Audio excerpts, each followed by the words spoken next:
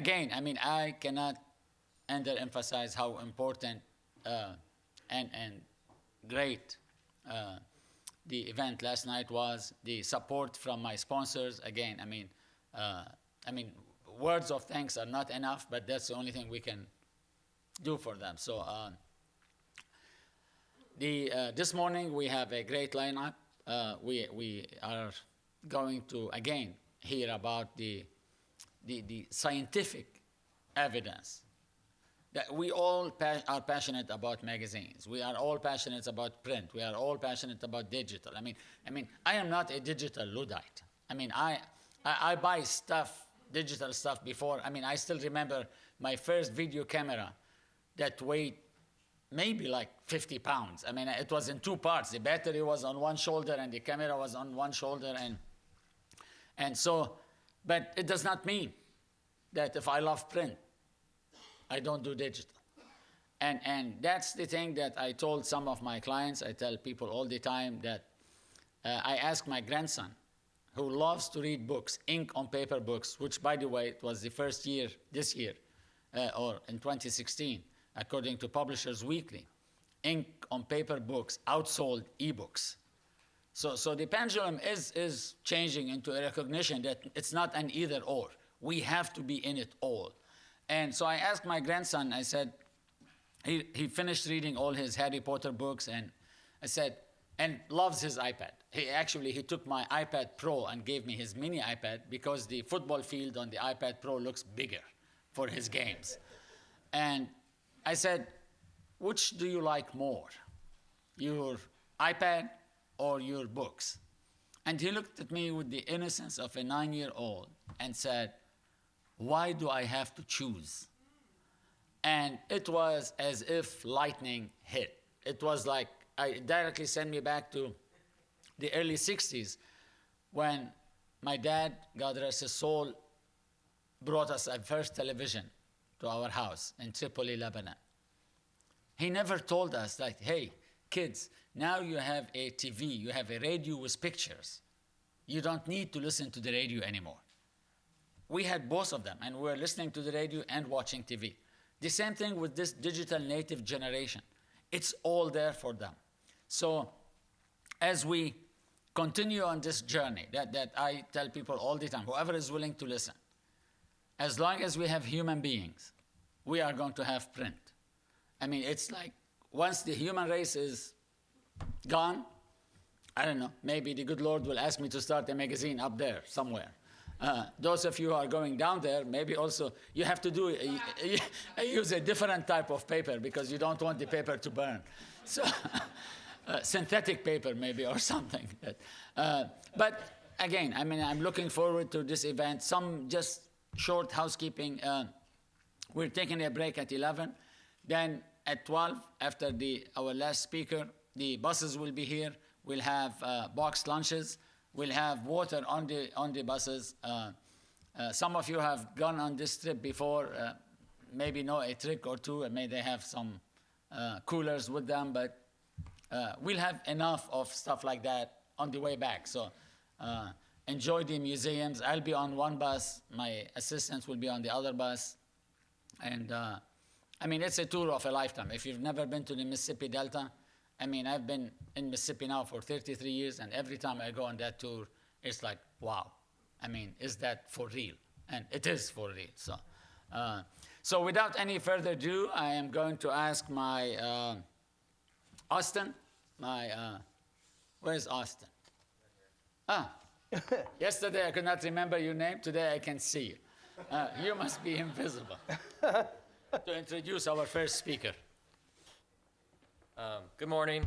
As Dr. Husni said, I'm his undergraduate assistant, and just to give you a peek at what I do, I taught Doc how to use Excel this year. Yeah, Oof. that was fun. Yeah. I still don't know. No, he doesn't. He failed miserably. Stubborn. So our opening keynote address today is presented by Daniel Dejan. And he is with the North American Education Consulting and Training and serves as the print and creative manager for Sappi Fine Paper. Please welcome Daniel Dejan. Thank you, Austin. Thanks so much.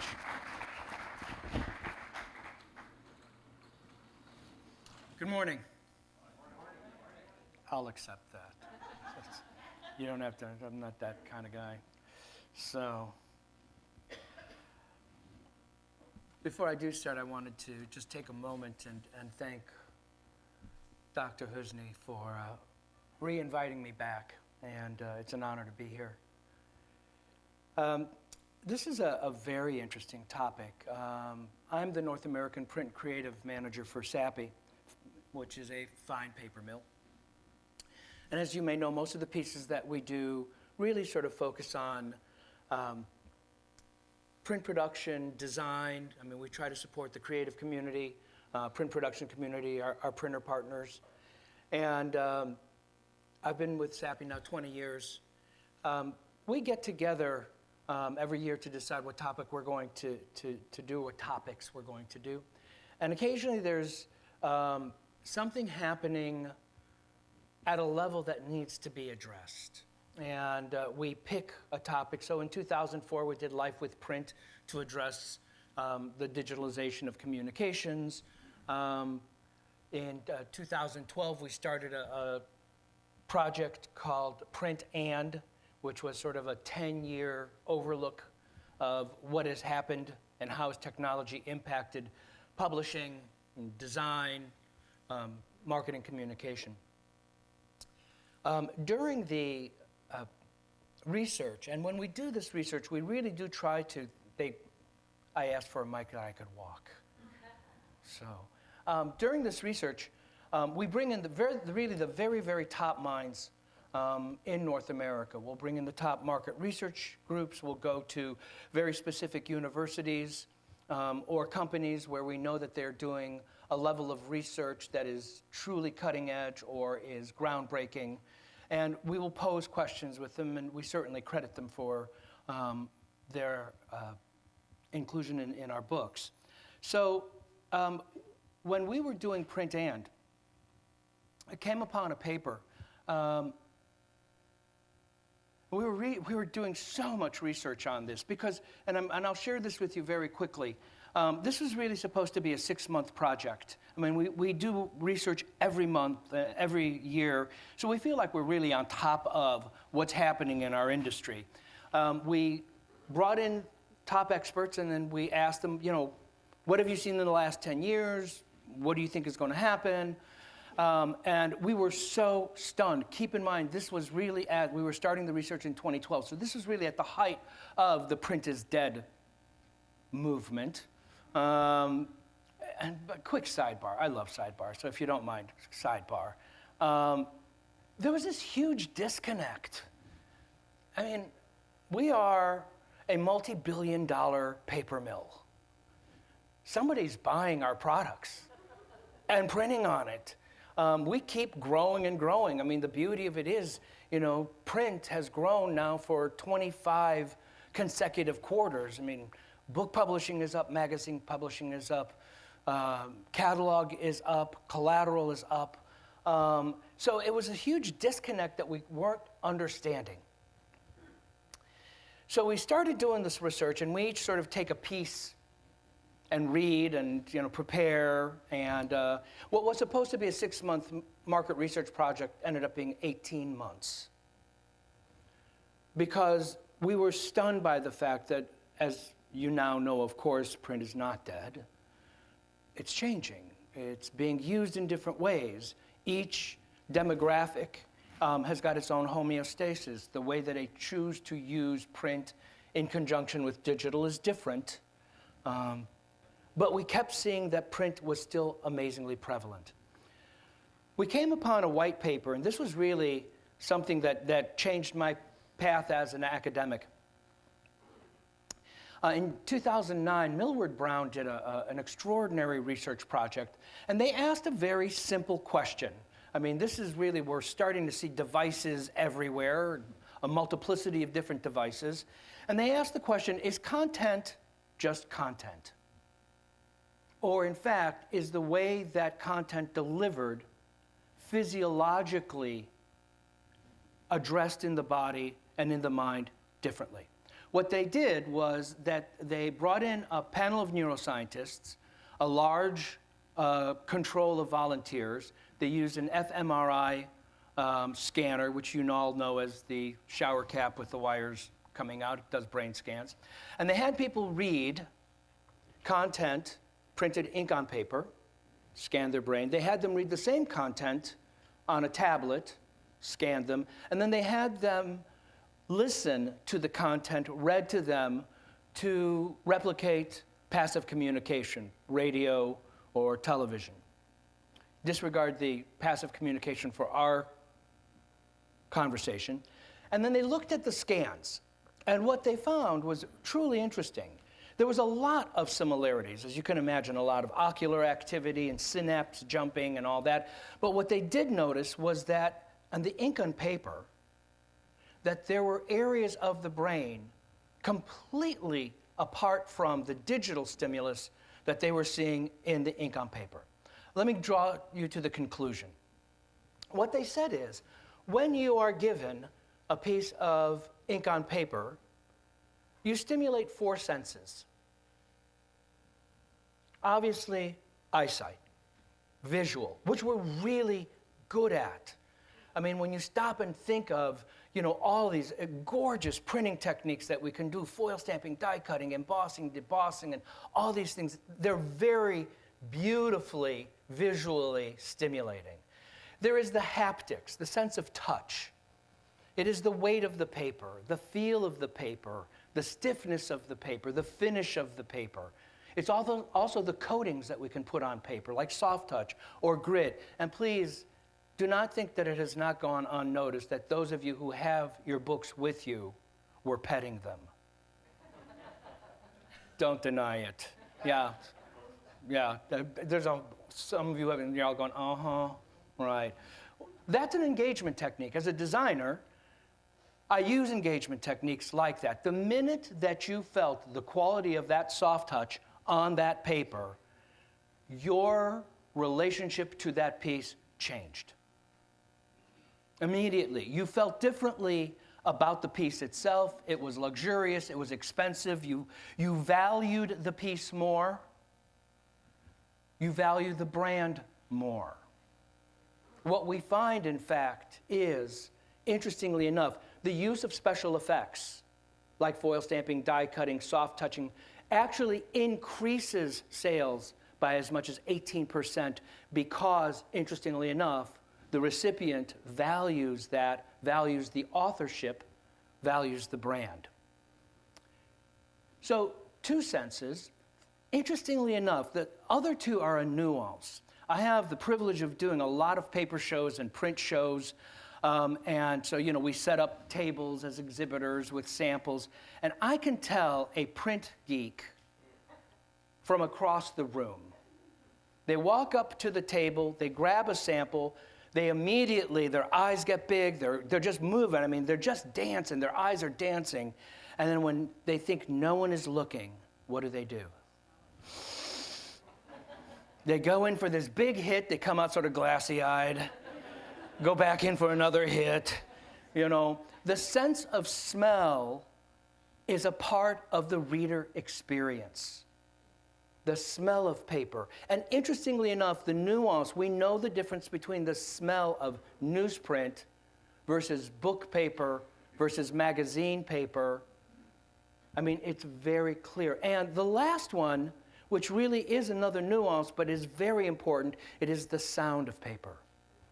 It is the sound that paper makes. Please keep in mind that when the companies who were creating ebooks were in the process of programming, they brought in large controls of volunteers, and they asked them very sincerely, help us to make and create the best digital reading experience that we can have. So, of course, they started things with like white point and contrast and fonts and size.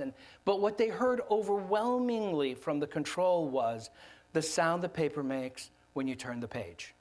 And if any of you remember the first iterations of the ebooks, it made that lame whooshing sound, because they sort of overdid it, and everybody went, that's not what paper sounds like. And of course, they sort of backed off and made it a little more realistic sound. But the fact is that they had to take into account that in the reader experience, both the sound the smell, the visual, the haptics were actually what created. What came out of this was that the digital only stimulated really one sense, optical. In fact, what's interesting right now is the companies that put their wares online, it's about an 80-20 ratio, about 80% visual, 20% audio. Very few companies use audio well. Now, obviously, video, by nature, has a soundtrack. A talking head has a soundtrack.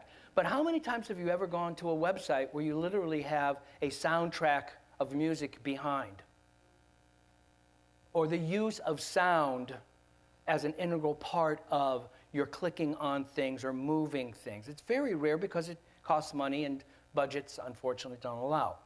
What was more interesting is that they had the volunteers come back and they interviewed them over time, and what they found was that the mnemonic retention was much longer in the ink on paper than in the tablet. Part of that being, of course, that when you are reading on a tablet, and we'll talk about this in a second, is that there's so much content that we go through it quickly. We don't read it for long term. Now, that's not to say all. I had the distinct pleasure of having David Rednick follow me one day at a conference, and he talked about the fact that in his publication that he had a very specific audience who read in a very distinct way. When we post trade publications online, we expect people to read the long form, read it all because the content is important. But that's very, very, very rare. But the mnemonic retention was longer. And to that end, I want to share something with you that's I think, probably the most important piece of literature that I read. I read a lot of books and a lot of white papers. In the back of your book, we have a bibliography that we shared with you. But probably one of the most important books I can share with you was a book called Proust and the Squid. And Proust and the Squid was written by Dr. Marianne Wolf. She's the head of the Neuroscience scientific lab at Princeton. She's very well known and has written a lot of books. But in this book, she posits something that was absolutely spot on, from my opinion, spot on about what has happened to our culture. And what she posits is a concept called bilateral literacy. In bilateral literacy, what she said and what her lab tested was, if I give you ink on paper to read, a magazine, a book, an article, whatever, the first thing that happens, your blood pressure goes down, your heart rate goes down physiologically, you slow down, and you try to read all the words. You read for content and context and nuance. We seek the narrative. We look for the storytelling. We want that beginning, middle, end. Even if it's quite short, we still look for it. And what was interesting is because we read that way, we are able to, in fact, secure the information in a long-term memory pigeonhole in our brain. What was more important was the discovery that in the last 15 years, because of this tsunami of content that we are barraged with on devices, the minute that we pick up a device, and by the way, what's important about the devices? Once you are familiar with the weight, the temperature, the feel of a device, whether it's a smartphone or a tablet, it becomes monolithic. It brings and adds nothing whatsoever to the reader experience. Add to that the surface is glass. You're doing this. Do you have any idea? If you weren't looking and you were doing this, do you know where you were at? I mean, the beauty of reading is the turning of the pages helps us to track where we are in the book, in the magazine. When we read in specific places in a book or a magazine, we do what is known as mapping. You know, students who get very, very high grades have been tested, and when they're asked, how can you do this? They say, well, you know, I study, and what's amazing is that I can actually see the book, see the page, see the formula, and then I use the formula to solve the problem. Or I see the book, and I see the paragraph, and it has that historical information that I'm looking for. That mapping becomes very important, which is very, very hard to do on a digital device. But what she found, which was interesting, is this. As a culture, because of the tsunami of content, we have trained ourselves. Nobody has asked us to do this. We have done it as sort of a larger effort. We have trained ourselves to become skimmers. The key point is this. The minute we pick up a device, and we know that we're going in because of the emails, the tweets, the Pinterest, the Instagram, the Facebook posts, etc. We know there's so much. We know that we have to be able to get through it because of the quantity. And in order for us to be able to do so, we have trained ourselves to immediately go into the skim mode. As a designer, I train designers and say very clearly, we design for print in a very different way than we design online, because we know online the viewer is skimming, and we want to make that to our advantage. Bullet point, keywords. Keywords are highlighted, bold, italicized, underlined.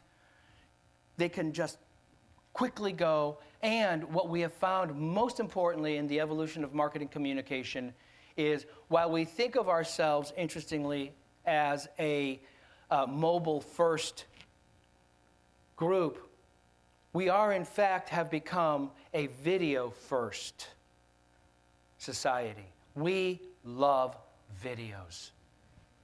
Somebody explained it very well. Why do we love videos? Why do we love YouTube so much? Because, in fact, we would much rather have somebody show us how to do it than actually have to read the instructions.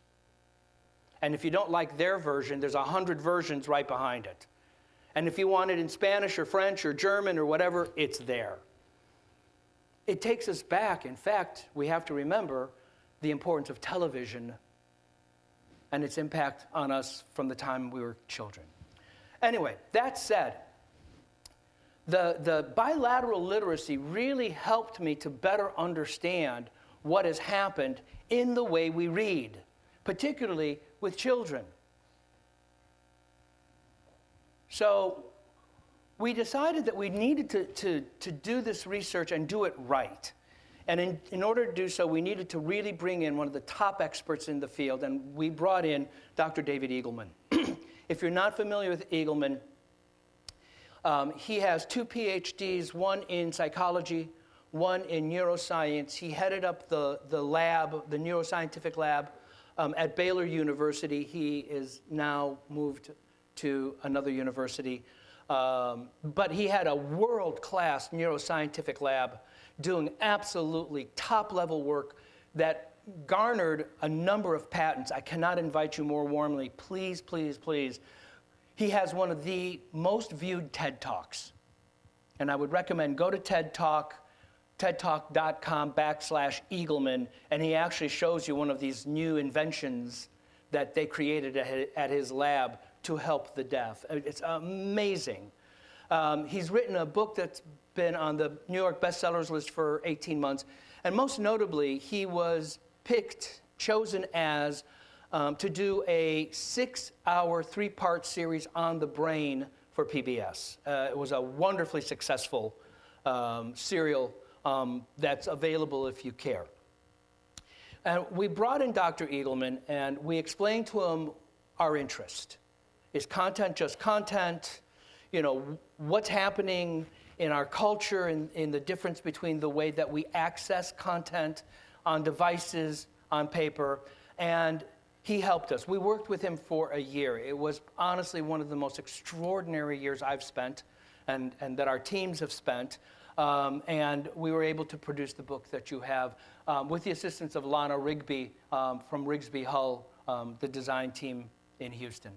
Anyway, there's some really interesting parts of this. I wish that we had the time for me to do this presentation in its full. I don't. I'm cherry picking some specific areas. One of them, which I thought was really interesting, if you have your book with you, or when you have your book, I would recommend you open up to the front page. I don't know how well you can see. There's this little hair, and we printed it. And I know it's creepy. I mean, you open it, the first thing you're like, you know. We printed it on purpose because when you touch that hair, Eagleman has said, what you are actually doing, that is 1,000,000 years of evolution. As he says, it wasn't until man stood up and his hands were free to discover the world that we literally made this enormous paradigm shift as a species, because now we were receiving information that we never received before, and it literally changed the size of our brain and the capacity of our brain. And Eagleman says something that's very interesting. We may not be the top species from a vision perspective or from an auditory perception, but we are absolutely top when it comes to a haptic. We have 2,000 receptors in our fingertips. It's extraordinary. And they keep getting more and more delicate and allow us to feel more and more. Just the idea that, you know, and everything that you feel, you log. What silk feels like as opposed to damask, what a tree feels like, an elm versus a birch. All of these things we log constantly. The sense of touch is singularly one of the most important senses we have. We take it for granted. And yet the interesting thing is, and this is what Eagleman explains in his book, psychologically, it is in fact the sense of touch that keeps us in a relationship with reality, our reality. He talks about how we use the sense of touch to help premature babies. We stroke them, and it actually helps them to gain appetite. It stimulates hormones and enzymes in their bodies. The fact that touch can be so important, even in our communication. You know, the fact that we use the metaphor of touch in our language. It was a rough day. You know, I came out, the audience was kind of cool, but I made a joke and they warmed up. I mean, words like that are very important.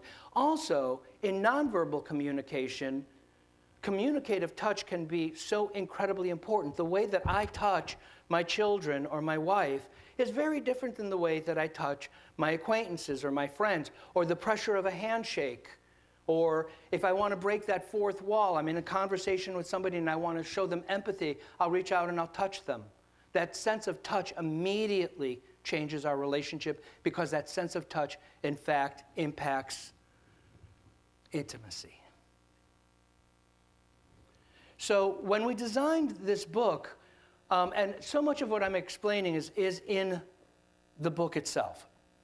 The one thing that I do want to share with you, and this is very important, I have for the last 12 years been very, very involved in image recognition and page mobilization. So QR codes, augmented reality, near-field communication, et cetera.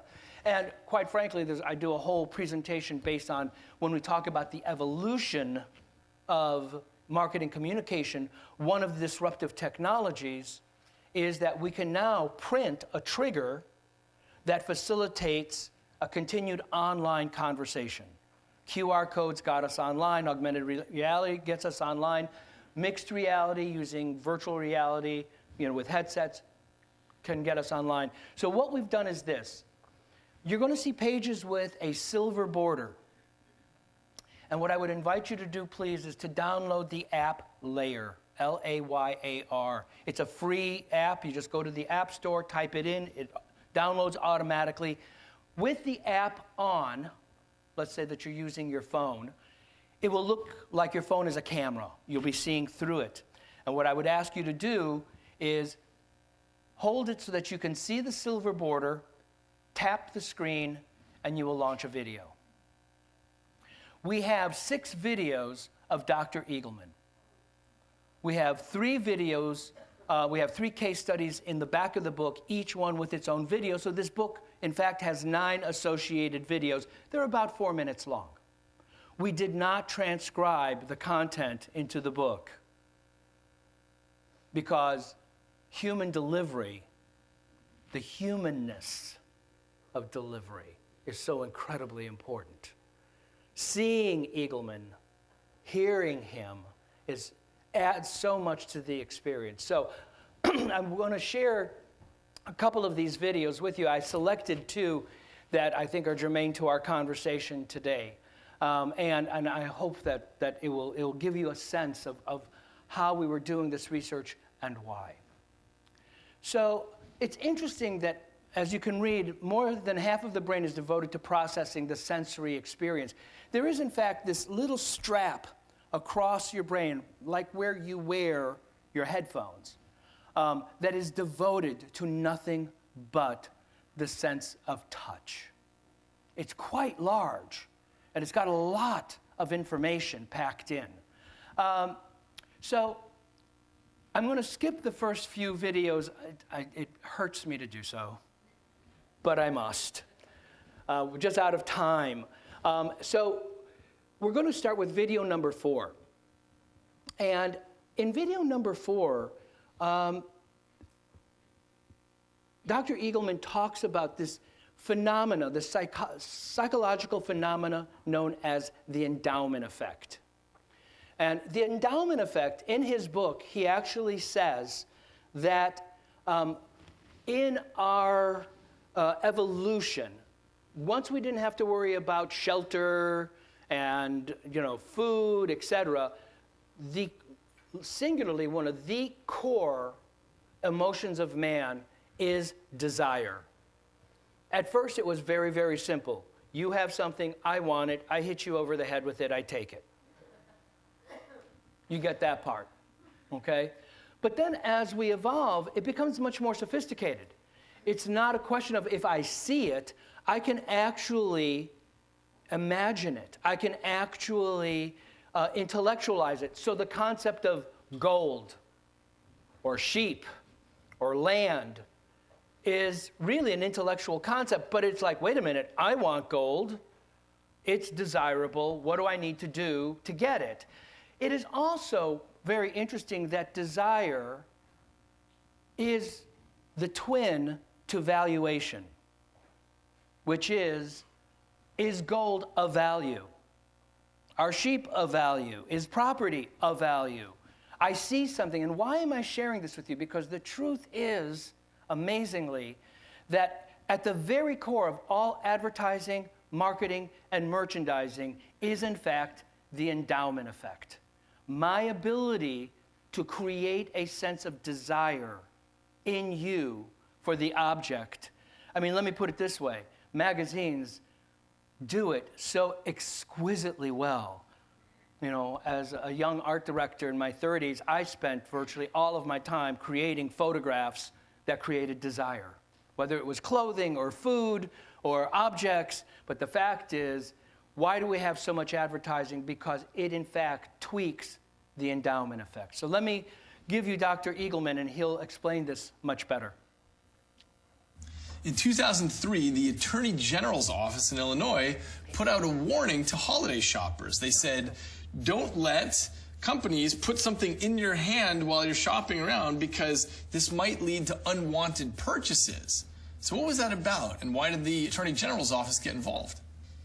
Well, let's start at the beginning. There's a psychological phenomenon known as the endowment effect. And it means that if I own something, I think it's more valuable than if you own it. So let's say I were to win this coffee mug in a raffle. So I might sell it to you for, let's say, $10 because that's what I really think it's worth. But if you own it, I'm not going to pay more than $6 for it because it's just a coffee mug. So the idea is that things are more valuable if they already belong to us. And this happens to be true across cultures and even across animal species. Even monkeys behave this way. So what does this have to do with touch? Well, it turns out that the endowment effect is so powerful that you don't have to actually own something in order to feel that possessiveness. Just the mere suggestion of ownership is sufficient. Later research found that just imagining owning an object, or even just imagining touching it, was enough to trigger the endowment effect. And once something is yours, you really hate to give it up. This has real-world implications for people who design communications. Researchers at Boston College found out that people have a high sense of ownership when they actually touch and pinch and zoom while they're doing online shopping. It makes them feel like they're physically interacting with an object. And what happens when the medium isn't digital, but it's real? Well, there's been an uptick in paper catalogs recently, up to 9 billion last year after an 8-year downhill slide. Many companies were doing really well online, and so they decreased their paper catalogs, and sales decreased. So is that just a coincidence? Well, it's hard to know. But the New York Times quotes an analyst who points out that a company like Land's End is pretty typical of what happened. Their online sales were doing well, so they decreased the number of catalogs they were sending out, and their sales dropped by $100 million. So they picked up their paper catalog sales again, and they did a survey. And what they found was that 75% of the online purchases started by somebody looking in the paper catalog and making a decision and then going online to buy. So the catalogs were actually driving sales.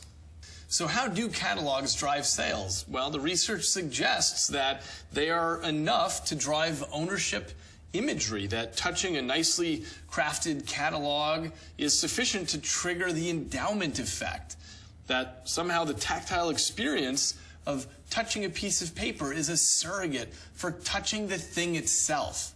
So touch ends up being a really important part of our decision making. Needless to say, we were fascinated when he taped this.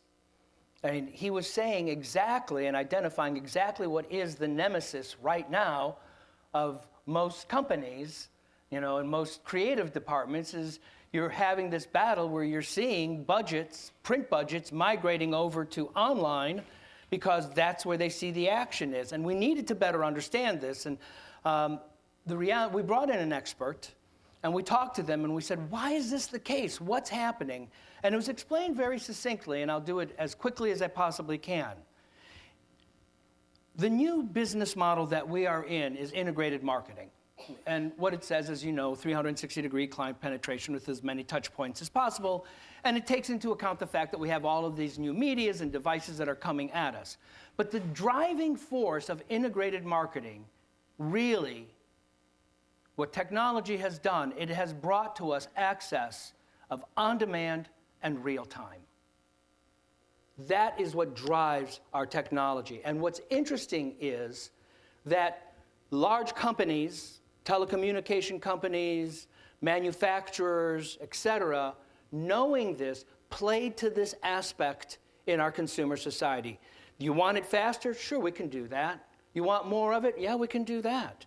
You want it when you want it? We can do that. What they have done, and this is truly sort of the bottom line, is what they have done and what has happened to us in the last 15 or 20 years is that we have bred a culture that expects and anticipates immediate gratification. Does that make sense? I want it, and I want it now. The idea that I can stimulate you, and as you heard Eagleman say, 75% of magazine orders, online orders, actually are derived from the actual physical magazine or the catalog. The fact of it is, you see something, you want it now. And we now live in a consumer society where if I want it, what do? I can go online and I can simply order it and get it. That idea that I'm going to fill out an order form, put it in an envelope, you know, put a stamp on it. I mean, please, this, you know, species would go extinct before I got my stuff.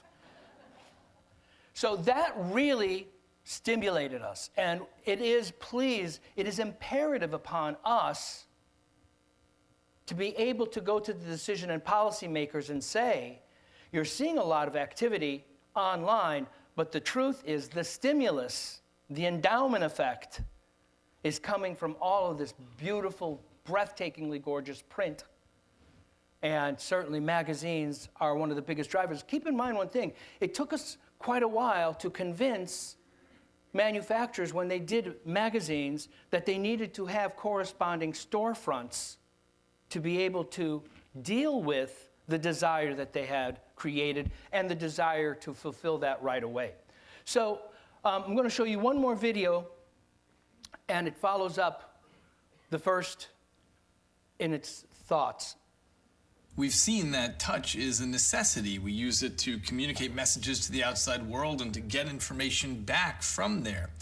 But a basketball player who's high-fiving a teammate, or the kind of incidental decision swaying that we get from holding a heavy or light clipboard, that's a very different type of communication than what happens when you're deliberately sending a message, like writing a letter, or what a company does when it's trying to communicate something about a brand. And there's a lot of interest lately in how touch influences those kinds of messages. Since the early 90s, there have been more than 100 published studies on people reading on paper versus on a screen. And it turns out that overall what they show is that people prefer reading on paper, and that's because things are more intuitively navigable and you can make a better mental map of where things are. And it's just cognitively easier on you than reading on a screen. And so people tend to enjoy the experience better and they remember more. A recent study in Norway had high schoolers read texts either on paper or online, and they measured comprehension, and comprehension was much better when you were reading on paper.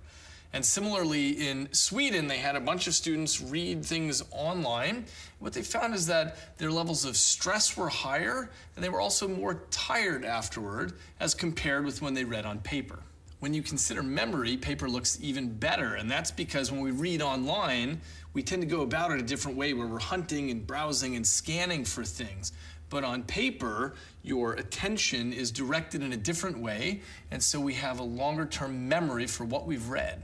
So while digital devices are great for certain kinds of communication, like sending tweets or getting directions, it turns out that even digital natives have a better experience on paper in terms of comprehending what they're reading and remembering it better. My lab wanted to investigate this a little bit further and ask, does the quality of the paper have anything to do with people's responses? Would a high quality paper lead to more comprehension and better memory? Would people have a different emotional response? And given that the brain uses the same networks when judging people and companies, we wanted to understand whether this haptic communication would influence how people feel about brands. It's a classic question for communicators. How does the medium shape the message? So we brought people in one at a time and we showed them brochures for 3 fictitious companies, a jump rope company, a tea company, and a tech company.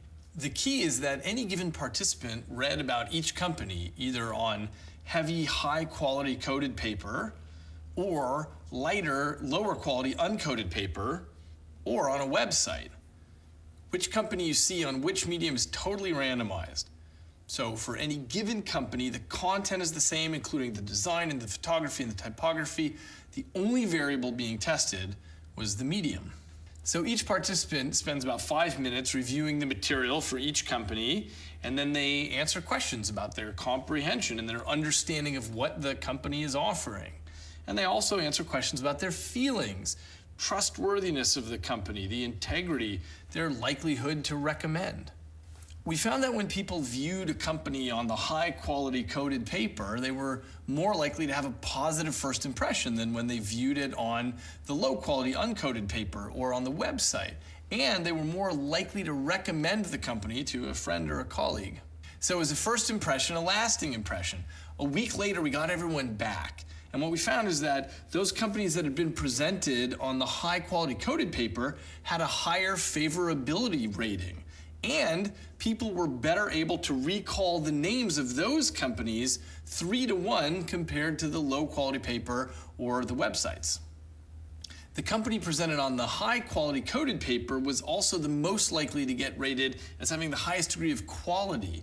And this is in contrast to the company that was presented on the low-grade uncoded paper, which was the most likely to get rated as raising doubt. So just like with hot coffee or hand warmers or heavy clipboards or comfortable chairs, the quality of paper matters. In my lab study, the high-quality coded paper was the most conducive to building knowledge and fostering positive long-term memories.